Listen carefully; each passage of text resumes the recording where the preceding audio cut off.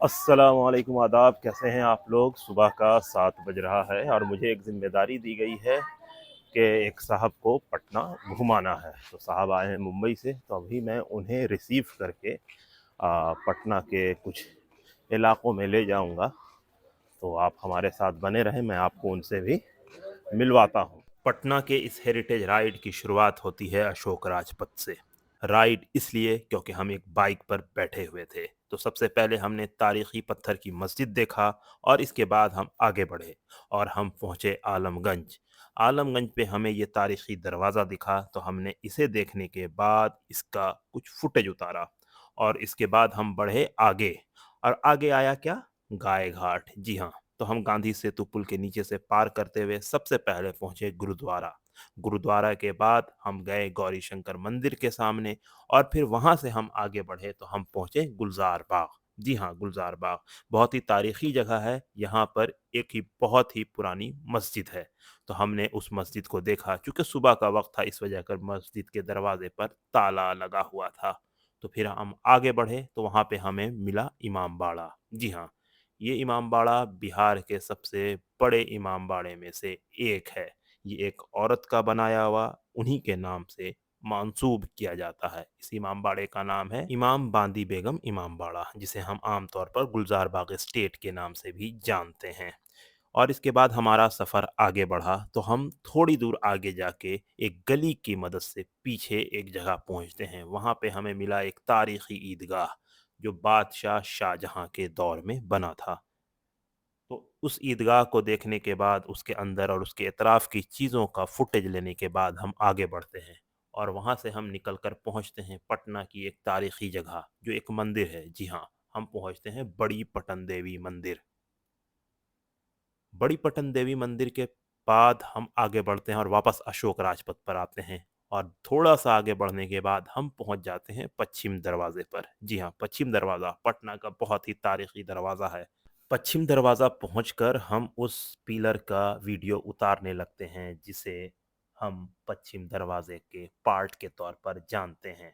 क्योंकि जब अंग्रेज़ों ने इस दरवाज़े को ख़त्म किया तो उसके एक हिस्से को निशानी के तौर पर वहाँ पर छोड़ दिया। तो वो अब भी वहाँ पे मौजूद था, तो हमने उसका फुटेज लिया। तो ये जिस रोड पे है उस रोड का नाम है अशोक राजपथ। इसी रोड पे नवाब बहादुर रोड और शेर शाह सूरी पथ भी आकर मिलता है, जो इस सड़क को और भी हिस्टोरिक बनाता है। इसके बाद हम नवाब बहादुर रोड में जाते हैं। वहाँ पर एक तारीखी मदरसा है 1905 का, जिसका नाम है मदरसा सुलेमानिया, जिसकी इमारत बहुत ही जर्जर स्थिति में थी। तो हमने उस इमारत की तस्वीर, उस इमारत का वीडियो, उस इमारत का फुटेज भी उतारा और फिर हम वहाँ से वापस अशोक राजपथ की जानिब लौटे। और फिर हम जाते हैं करीब 400 साल से भी ज़्यादा पुरानी एक मस्जिद में। उस मस्जिद का नाम है मिर्ज़ा मासूम की मस्जिद। इस मस्जिद को मुग़ल बादशाह अकबर के दौर में मिर्ज़ा मासूम ने बनवाया था। इस वजह कर इस मस्जिद को मस्जिद मिर्ज़ा मासूम के नाम से जाना जाता है। वहीं यहाँ पर के आम लोग इसे हज्जन नवाब की मस्जिद के नाम से भी जानते हैं, क्योंकि यहीं पर आस-पास में नवाब हज्जन साहब रहा करते थे, जो इस मस्जिद के केयरटेकर थे। ये मस्जिद 3 गुंबद की है और बहुत ही खूबसूरत और एक बड़े कैंपस में फैली हुई है। तो इस मस्जिद का फुटेज लेने के बाद हम आगे बढ़ते हैं और इसके बाद हम पहुंचते हैं गुरहट्टा। जी हाँ, गुरहट्टा एक ऐसी जगह है जहां पर मीर कासिम की फ़ौज ने अंग्रेज़ों का कत्लेआम किया था। तो पहले वो जगह एक कोठी हुआ करती थी, लेकिन बाद में अंग्रेज़ों ने उसे अपना स्मारक बनाया और उसी के अंदर बहुत सारे वो मॉन्यूमेंट मौजूद हैं जो अंग्रेज़ों ने अलग-अलग दौर में बनवाए थे। तो हम उस कब्रिस्तान के अंदर भी जाते हैं। वहाँ पे बहुत सारा स्ट्रक्चर था जो पहले बहुत बुरे हालत में थे, जिस पे हमने पहले भी वीडियो बनाए हैं। लेकिन फ़िलहाल साफ़-सफ़ाई थी और काफ़ी वेल मेंटेन्ड दिख रहा था पहले के मुकाबले।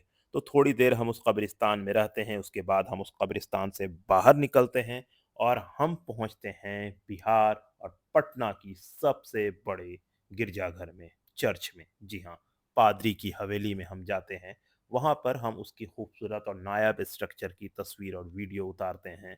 इसके अलावा वहाँ पर एक बहुत ही बड़ा घंटा था जो नेपाल के बादशाह ने गिफ्ट किया था, वो भी वहाँ पर लगा हुआ था, तो हम उसका भी फ़ोटो लेते हैं। और थोड़ी देर वहाँ पर रुकने के बाद हम वहाँ से निकलते हैं और उसके बाद हम पहुँचते हैं एक मस्जिद। जी हाँ, मोहम्मदी जान की मस्जिद बहुत ही खूबसूरत और बहुत ही वेल मेंटेन्ड और बड़ी मस्जिद है, जो एक फ्लोर ऊपर है, यानी नीचे मार्केट है और ऊपर मस्जिद है। तो ये बहुत ही खूबसूरत और वसी मस्जिद है। इस मस्जिद से निकलकर हम बाहर आगे की जानिब बढ़ते हैं। इस मस्जिद से निकलकर हम पहुंचते हैं एक दूसरी मस्जिद। वो मस्जिद और भी तारीखी है। उस मस्जिद को नाज़िर खां की मस्जिद या बेगू हज्जाम की मस्जिद के नाम से जाना जाता है। ये मस्जिद पटना शहर की सबसे पुरानी मस्जिद है। जी हाँ, ये पटना की सबसे पुरानी मस्जिद है। हम इस मस्जिद के अंदर जाते हैं। बहुत ही छोटी मस्जिद है लेकिन निहायत ही खूबसूरत 3 गुंबद की ये मस्जिद आज पटना के अशोक राजपथ पर मौजूद है। तो इस मस्जिद को देखने के बाद हम यहाँ से बाहर निकलते हैं और हम पहुँचते हैं गुरुद्वारा की जानिब। जी हाँ, सिखों का टॉप 3 मुक़द्दस इलाकों में से एक, जहाँ पे बड़ी संख्या में पूरी दुनिया से सिख बिरादरी के लोग यहाँ पर आते हैं। इसके बाद उसी गुरुद्वारा के बगल में मौजूद एक तारीखी मस्जिद है, हम उस मस्जिद में भी जाते हैं। उस मस्जिद की अपनी एक हिस्ट्री है। तो फिर उस मस्जिद का थोड़ा-सा फुटेज लेने के बाद हम वहाँ से निकलते हुए कंगन घाट की जानिब बढ़ते हैं। लेकिन कंगन घाट जाने से पहले हम वहाँ पर एक और मस्जिद का दीदार करते हैं। ये मस्जिद पटना की बहुत ही तारीखी मस्जिद है। इस मस्जिद को मदरसा मस्जिद के नाम से भी जाना जाता है। वहीं इस मस्जिद को मस्जिद सैफ खान के नाम से भी मंसूब किया जाता है। तो इस मस्जिद की तारीख ये है कि इसे बादशाह शाहजहाँ के दौर में सैफ खान, जो बादशाह शाहजहाँ का अपना साढ़ू था, जो उस समय बिहार का गवर्नर था, सूबेदार था, उसने इस मस्जिद की बुनियाद डाली थी। जी हाँ, उसी इंसान ने इस मस्जिद के साथ एक बड़ा मदरसा भी कायम किया था। तो वक्त के साथ मदरसा ख़त्म हो गया, इंक्रोचमेंट हो गया, लोगों ने अपना घर तक बना लिया, लेकिन ये मस्जिद आज भी मौजूद है। और उसी मदरसे के बारे में कहा जाता है कि राजा राम मोहन राय ने वहाँ पे रहकर तालीम हासिल की है। तो ये तो एक हिस्ट्री है। इसके अलावा नवाब सिराजुद्दौला और उनके वालिद और उनकी माँ और उस ख़ानदान का भी इस इलाके से, यानी ये जो जगह है जिसे हम मदरसा मस्जिद और मदरसे के नाम से मंसूब कर रहे हैं, उससे ताल्लुक़ रहा है। यहीं पे चहल सुतून था जहाँ पे नवाब सिराजुद्दौला के वालिद नवाब हैबत जंग को कत्ल किया गया था। तो ये सारी हिस्ट्री है यहाँ पर की। मस्जिद तो अभी फ़िलहाल बहुत अच्छे कंडीशन में है। हम वहाँ पे थोड़ी देर रुकते हैं, उसके बाद हम वहाँ से निकलते हैं। आस-पास में बुरी तरह से एनक्रोचमेंट है, क्या पता वक्फ बोर्ड क्यों सो रहा है। तो बहरहाल हम वहाँ से बाहर निकलते हैं, बाहर निकल के हम कंगन घाट की जानिब जाते हैं। वहाँ पर नया गुरुद्वारा बन रहा है, नई कंस्ट्रक्शन है, तो उसे देखते हुए हम आगे बढ़ते हैं। गंगा के किनारे से गंगा की जो बर्बादी हो रही है, उसे देखते हुए, उस सड़क पे पार करते हुए हम पहुँचते हैं पटना के ख्वाजा कला घाट। तो उसी घाट के किनारे एक बहुत ही तारीखी मस्जिद है, काफ़ी खूबसूरत और काफ़ी बड़ी मस्जिद। और इस मस्जिद का गुंबद अपने में बहुत यूनिक है, यानी आमतौर पर गुंबद गोल होता है लेकिन इसका गुंबद चिपटा है और एक है। तो इस मस्जिद के अंदर भी हम जाते हैं, उसका फुटेज लेकर हम वहाँ से निकलते हैं और हम पहुँचते हैं उसके बाद एक ऐसी जगह जहाँ पे टीपू सुल्तान के परपोते आराम फरमा रहे हैं।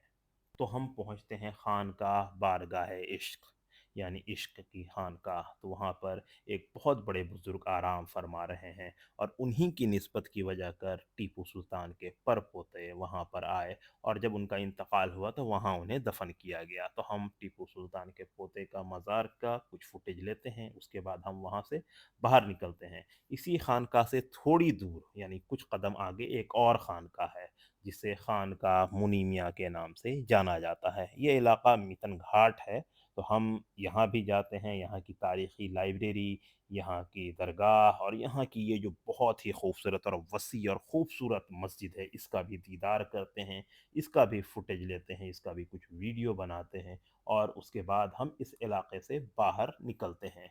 और इसके बाद हम एक जगह पहुँचते हैं, उस जगह का नाम है दीवान मोहल्ला। ये वही मोहल्ला है जहाँ पे पहले भारतीय जिसने अंग्रेज़ी में किताब लिखी, वो इंसान जिसने शैम्पू का इजाद किया, जिसका नाम है शेख दीन मोहम्मद, उनकी पैदाइश इसी मोहल्ले में हुई थी। इसके बाद हम वो प्रेस देखने के लिए जाते हैं जहाँ पर बादशाह शाह आलम की ताजपोशी हुई थी। तो हम गुलज़ार बाग प्रेस जाते हैं, फिर गुलज़ार बाग प्रेस पार करने के बाद हम पहुंचते हैं एक ऐसी जगह जहां पे राजा भूप सिंह की रिहाइश हुआ करती थी।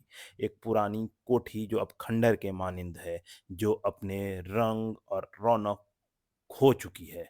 तो उस इमारत का थोड़ा-सा दीदार करने के बाद हम वापस अशोक राजपथ पर आते हैं और पटना का वो टिपिकल मकान जिसको अलग-अलग हिस्टोरियन ने अलग-अलग दौर में कोट किया है, जिसमें लकड़ी के दरवाजे होते थे। हम कुछ मकान का डॉक्यूमेंटेशन करते हैं, यानी उसका फुटेज लेते हैं। उसके बाद हम वापस गाय घाट की जानिब रुख करते हैं और गाय घाट होते हुए हम पहुंचते हैं सुल्तानगंज, जिस इलाके से हमने अपना ये हेरिटेज राइड शुरू किया था। फिर हम सुल्तानगंज से बाईं तरफ जाते हैं और हमें याद आता है कि यहाँ पर एक बहुत ही तारीखी, बहुत ही पुरानी दरगाह है, जिसे दरगाह शाह अर्ज़ा के नाम से जाना जाता है। तो हम उस दरगाह में जाते हैं, वहाँ पर बहुत सारे पुराने स्ट्रक्चर मौजूद थे, जिसमें वहाँ की तारीखी मस्जिद, ख़ुद अंदर मौजूद बहुत सारे माज़ार और उसका स्ट्रक्चर। इसके अलावा यहाँ पर एक बहुत ही कदीमी इमाम बाड़ा और करबला भी था। इसके अलावा इसका एक बहुत ही बड़ा स्ट्रक्चर मौजूद है, जिसके नीचे से गाड़ियाँ गुज़रती हैं। तो हमने इन सारी चीज़ों का डॉक्यूमेंटेशन किया और इसके बाद हमारा ये हेरिटेज राइड तकरीबन इख्तिताम पर पहुंच गया। यानी तकरीबन 4 घंटे में हमने सुल्तानगंज से शुरू करके पटना सिटी के एक बड़े इलाके को कवर करते हुए वापस सुल्तानगंज पहुंच गए। तो हमारा हेरिटेज वॉक कम हेरिटेज राइड अपने इख्तिताम पे पहुंचा। यानी अब हमने जो अपना सफ़र है वो इसी इलाके से शुरू करके वापस इसी इलाके पे लाकर ख़त्म कर दिया। तो यहाँ पे हमारे साथ मुंबई से आए हुए हमारे साथी, जिनका नाम इंसा शेख है, वो आए हुए थे। तो उनको हम तकरीबन 4 घंटा हमने उनका ले लिया। तो अब हम आपको उनसे उनका फाइनल रिव्यू भी दिलवाते हैं कि कैसा रहा उनका एक्सपीरियंस। हेलो, सलाम, नमस्कार सर। हमने उमर भाई के साथ में ये हेरिटेज वॉक कम राइड चालू किया था सुबह 7 बजे। उस टाइम पे माहौल काफ़ी ठंडा था। हमने शुरुआत की कुछ हिस्टोरिकल मॉन्यूमेंट के साथ। बहुत मज़ा आया। ट्रस्ट में ये 4 घंटे कुछ इस तरीके से निकल गए। साथ ही साथ में हमने काफ़ी सारे इमामबाड़े एक्सप्लोर किए, हिस्ट्री एक्सप्लोर की, स्टोरीज़ एक्सप्लोर करी और साथ ही में बहुत अच्छा फूड भी एक्सप्लोर किया। तो मैं सबको रिकमेंड करूँगा कि अगर वो आ रहे हैं तो प्लीज़ उमर भाई के साथ आइए, देखिए पटना। बहुत कम लोगों को इतनी जानकारी होगी जितना उमर भाई को है। तो प्लीज़ मैं रिकमेंड करूँगा, हाईली रिकमेंडेड। वो आपको काफ़ी सारी चीज़ें दिखाते हैं, काफ़ी सारी जगह लेकर जाते हैं और काफ़ी सारा एक्सपीरियंस आपसे करवाते हैं। शुक्रिया।